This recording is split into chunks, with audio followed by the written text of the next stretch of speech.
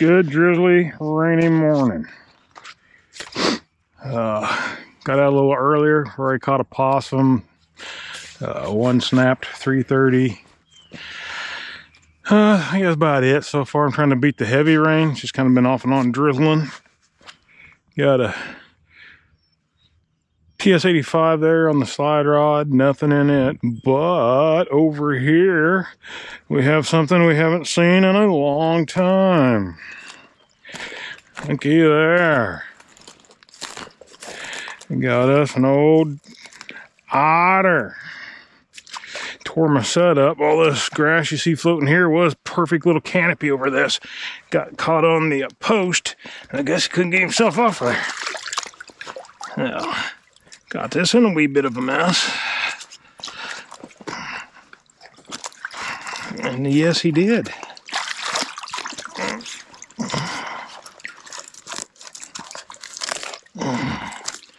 Grass out of here so I can see what we got.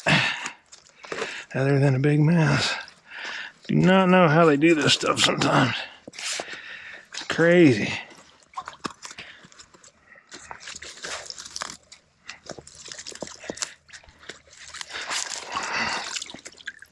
Not a huge otter. Dog. That's good. They're kind of like the bobcats. Their season is coming to an end pretty quick.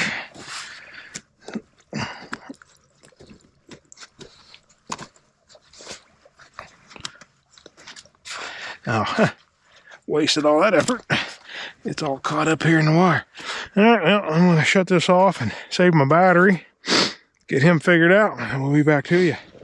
All right, trappers. You're starting the morning off with a raccoon.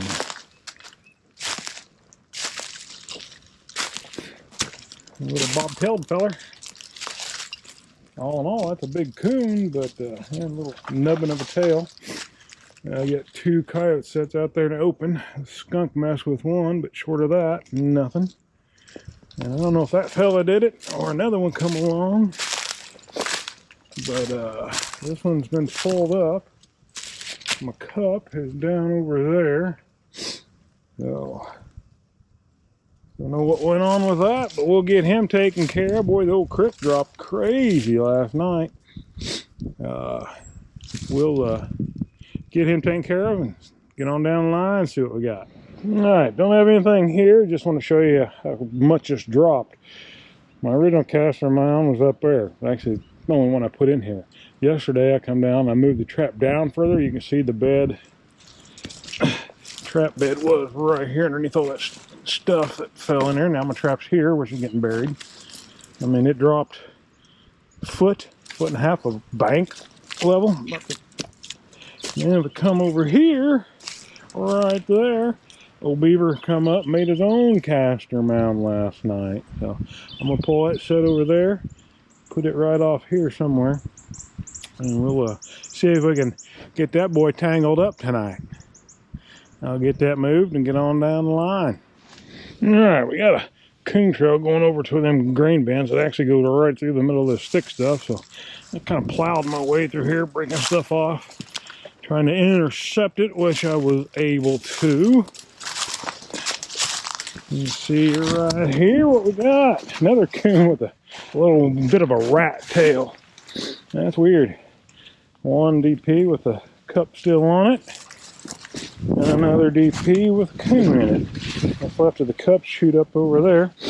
So I use these cups for rain covers. It rained just over a ½ inch last night. And they have no problem finding the bait, popping the cup off, and getting caught. Anyway, we'll get him taken care of and on down the line.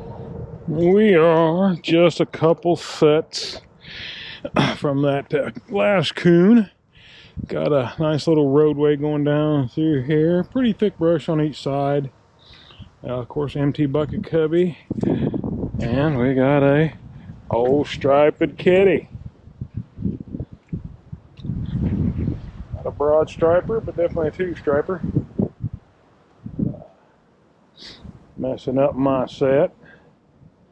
Seems to be quite a few of them in the mud around here. Not this particular area, but since I've been driving around, I've been seeing quite a few of their tracks. So pretty heavy in the skunks around here, I believe. He's raising his tail. We're gonna move over here a little bit. Anyway, we'll get him taken care of and on down the line. I don't know if I ever pointed that out too on my buckets, if it comes through. I put a bunch of leaves in there, and I squirt my lure in them leaves, just kind of hide it, make it more mysterious for the bobcats. I don't use just a plain open bucket, so I don't know if I've ever actually pointed that out or not. But there it is. So we'll get that thing taken care of and on down the line. We're here at the tube, coming out of that duck lake right over there. A couple days ago we had the beaver in that little bitty channel. I didn't see anything over there. Looked at the other side. It don't look like anything went up and over, but definitely something come here. You can see the definite claw marks, beaver feet, right where that trap was. You can see he knocked it down again. But you can also tell from yesterday when I reset it, that rod was underwater. Again, the water dropped like crazy last night, went down at least a foot. Technically underneath right there, we're underneath a 330. It's still about 2.5 foot deep there, so it's a little deep for a 330. Looks like he took a green limb underneath the tub here in the tube and was eating on it. Anyway, I'm going to pull that up, move it around, stomp it down, and we're going to keep trying this set. 2 days from now, we're supposed to get 1 to 2 inches of rain, so it's going to be flooded right back up to about where I'm standing. But between now and then, hopefully we'll get this here character. I'll get down there and get that remade and jump across and see if the guy did happen to connect on anything over there. Like I said, I didn't see anything. We'll get back with you. Alright, we are at the location. The other day I had a cat right here. Can't really see the bucket, but I had the one on the tree just up the bank right there. Down around that corner, 30-40 yards is where I just showed that caster mound that was way out of the water, and the beaver built his own. The creek comes to a Y here. You got this little one coming in here, meeting the bigger one. We're going to go over there and put a caster mound in. Only be a 2-day set because of the rain coming, but might catch 2 beaver. Now, taking us down there, and it's not really floppy pan, but I mean it just takes a little bit of pressure to. I don't like it. If it there we go. That's a lot better. There's at least 3 pounds of pressure to push that down. I'll get it just a little bit more. A little too much. Anyway, you don't want. There you go. You don't want a sloppy pan. If your pan's a flopping, as soon as they touch it, it'll go off. You start getting toenails or just complete misses. Hair, you know, if they hit it, bump it with their chest. You want something, especially on beaver. I mean, a year-old beaver, 12, 14 pounds, divide that out between his forelegs. When he's pushing to go up the bank, he's still putting 4 or 5 pounds of pressure on that pan. So you're going to catch the little ones, but you're going to have her whole foot down in there. It's going to take a little weight, a little oomph for them to push on there to get that trap to fire. Where if it's just a sloppy pan, as soon as they touch it, it's firing, and you're going to get a lot of toenail catches, even in that size trap. So anyway, we'll get down there and get this guy in the water. All right. And one reason I'm coming over here, we got a north wind the next couple of days coming. You see it blowing right down this channel. Beautiful. Here's where the 2 creeks hook together. Of course, they make fun of me for calling them creeks down here. They're bayous. But looky here. This beaver's been here. I can't tell for sure. It was definitely yesterday. Could have been last night, but the water may drop because his last toe imprint is right there. So he swam from there. But he was up here, made his own little caster mound, messed around up there. Come back down right here. So guess where we're going to set the trap for show. Let's see what we got under this here black water. I don't want to step out there and be over my head. No, not too bad at all. A little shallower right here than I like, but we're going to make it happen. Try to find something deep enough to drown old beaver in. Get that down in there and get enough. So, target area is going to be right here. Use my digging tool to make me a bed.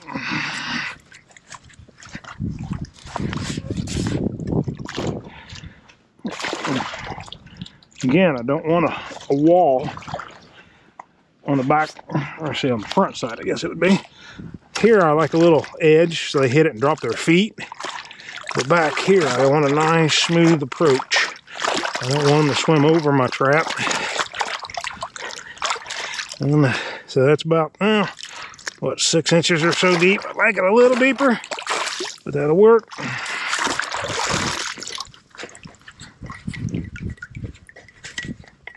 A finely adjusted trap.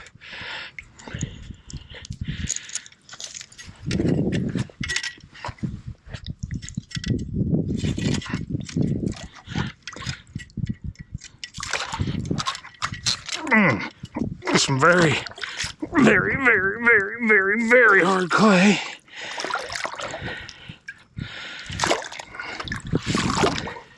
Get him down in there. All right. Now, gotta show Mr. Beaver where we want him to go.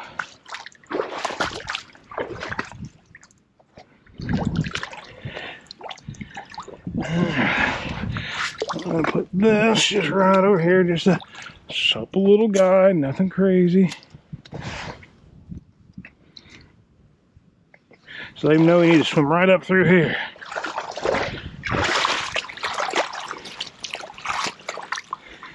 And make our own little cast around. And there's not much mud here, it's all clay. And very hard clay. We'll get enough dug up here to do something with.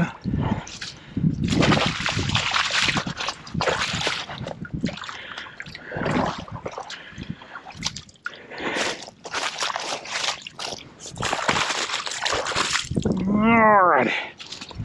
I'm about out of caster in this thing, and I found the hole in the lid that let all the rainwater in.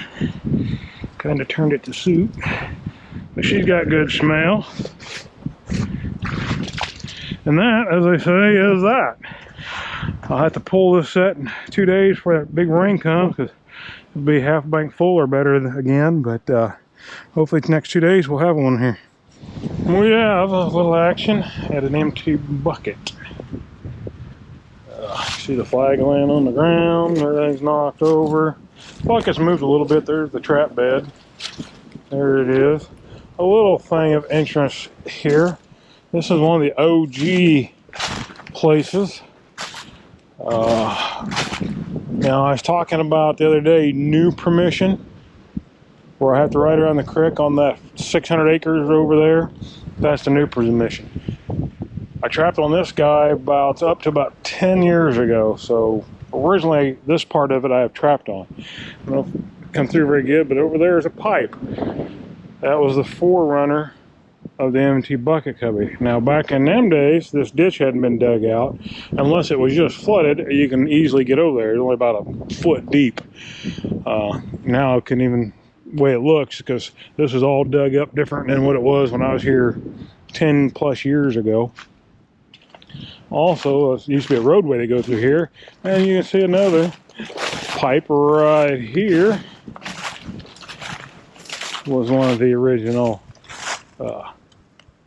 portable cubbies, if you will. But as I said, hauling them pipes around got to be a pain in the butt. That's why I went to the buckets. But without further ado, we did have a catch here, or do have a catch here. And it is a coon. Well, pretty solid, and that number 3 Bridger. So I don't see much of a tail on him either. I don't know. I think in the moves like a tooth, but yeah, he's got a tail. I was gonna say the first two didn't even have hardly anything for a tail.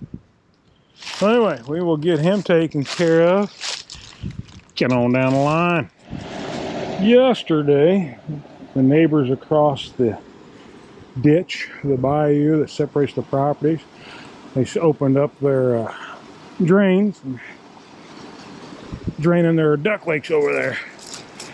Now yesterday, on the right side, you can see it really shined up now, but there was a little sign there yesterday, but not much. But now it's really shined up. And then if you look to the left, That's kind of what the right looked like yesterday. You can see where they've been going up there, but not as heavy as on the right hand side. Now unfortunately we're facing the north, and that's the way the wind's coming from.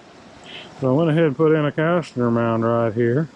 You kind of know how I do it, between the traps between those two sticks. Hopefully they'll come up through along this edge when they're cutting up there, and we'll pick them up. The wind will turn to the south in 2 days, but that's when we're supposed to get 1 to 2 inches of rain. I'll have to get these out of here. So when the wind gets in our favor, that's when I got to pull them, at least for a day or two.